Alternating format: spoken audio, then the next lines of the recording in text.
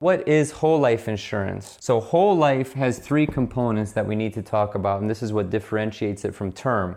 The first one are the premiums that you pay. So there's both premiums, obviously, in the term. That was the $7 versus the 100. So there has to be a reason why the whole is so much more. Why is it 100? So the premiums are the first component. The second is the death benefit.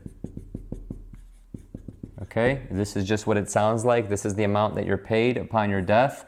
So let's just call it 500 grand for easy numbers. And then finally, this is the kicker. This is what differentiates whole versus term. And that's the cash value. And I'll put a dollar sign here. So the cash value is pretty much what gets accumulated and what these salespeople, the sales agents or the insurance agents, try and sell you on. It's kind of like the savings component or the investment component of a whole life cash value policy, okay? So when you pay your premium, the money that you pay, remember this $700 a month?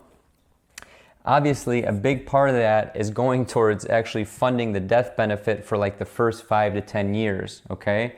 Also, where these premiums are going in the beginning, they're not going towards your cash value, which you're led to believe. A very small amount is going towards the cash value. A majority of these premiums are going towards the commissions of the salesperson, so that's why they always try and push whole versus term.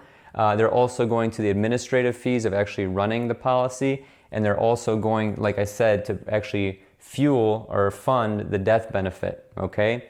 So you're led to believe that, oh, if you have a cash value whole life insurance policy, you're going to make 10, 11% in the market, it's going to grow, and it's going to be tax deferred, and that's going to be your money, right? Well, actually, that's incorrect.